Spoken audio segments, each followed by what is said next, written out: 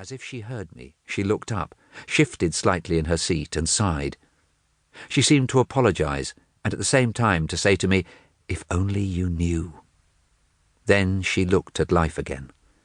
"But I do know," I answered silently, glancing at the Times for manners' sake. "I know the whole business." Peace between Germany and the Allied powers was yesterday officially ushered in at Paris. Signor Nitti, the Italian Prime Minister... A passenger train at Doncaster was in collision with a goods train. We all know. The Times knows, but we pretend we don't. My eyes had once more crept over the paper's rim. She shuddered, twitched her arm queerly to the middle of her back, and shook her head. Again I dipped into my great reservoir of life.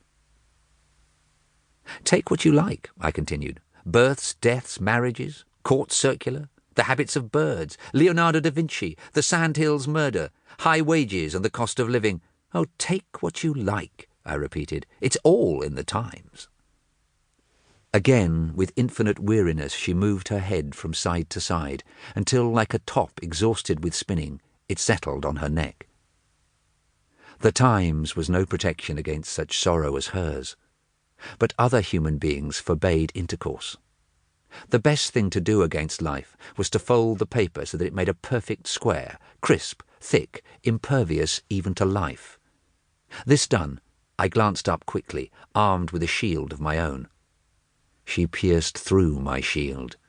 She gazed into my eyes as if searching any sediment of courage at the depths of them and damping it to clay. Her twitch alone denied all hope, discounted all illusion. So we rattled through Surrey and across the border into Sussex.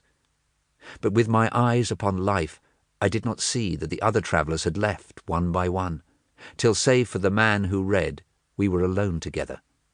Here was Three Bridges Station. We drew slowly down the platform and stopped. Was he going to leave us? I prayed both ways. I prayed last that he might stay. At that instant he roused himself, crumpled his paper contemptuously, like a thing done with, burst open the door, and left us alone. The unhappy woman, leaning a little forward, palely and colourlessly, addressed me, talked of stations and holidays, of brothers at Eastbourne, and the time of year, which was, I forget now, early or late. But at last, looking from the window and seeing I knew only life, she breathed, "Staying away, that's the drawback of it." Ah, now we approached the catastrophe. My sister-in-law!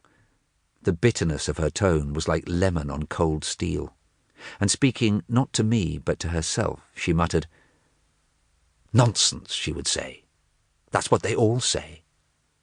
And while she spoke, she fidgeted, as though the skin on her back were as a plucked fowl's in a poulterer's shop window. "Oh, that cow!" she broke off nervously, as though the great wooden cow in the meadow had shocked her and saved her from some indiscretion.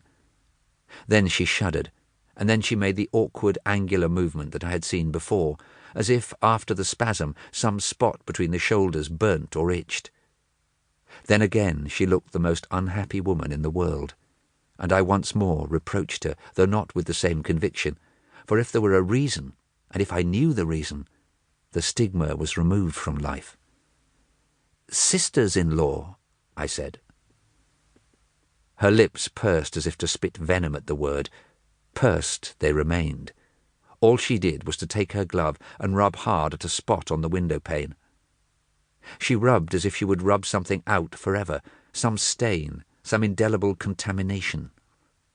Indeed, the spot remained for all her rubbing, and back she sank with the shudder and the clutch of the arm I had come to expect. Something impelled me to take my glove and rub my window.